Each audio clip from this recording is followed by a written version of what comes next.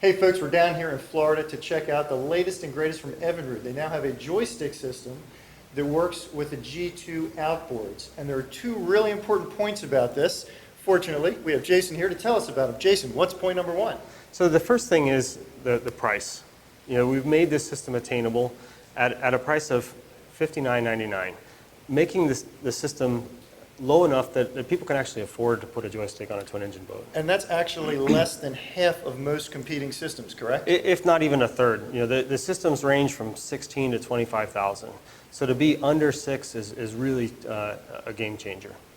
The second thing I'm really excited about, and here's why. If you have experience using both pod joysticks and outboard joysticks, you've probably noticed that the outboard joysticks, well, they seem to fight a little bit more when you have a wind or a current against you.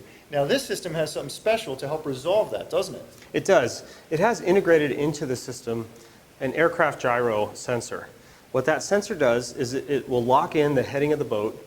So as you try to move the boat sideways, you put lateral pressure on the joystick, it'll maintain that heading all the way to the dock. So whether there's wind or current, the engines themselves will constantly be correcting to maintain that heading. That sounds cool, and I can't wait to check it out, so let's get out to the boats. We tested the system on several boats, starting with a Scout Center console rigged with twin Evinrude iDock 300s. And it really was an interesting experience. It's true that all it takes is a touch of the finger against the joystick to get the boat moving exactly where you want it to go. We also tested the system on a large pontoon boat, which really acts like a giant sail in heavy winds like we had on our test day. Now, it really did do the trick. The joystick system kept the boat on course whichever way you were pushing the joystick. And you can even see in this shot how the motors are turning left and right without anybody touching the wheel, just to keep that boat on course just as you're holding the joystick.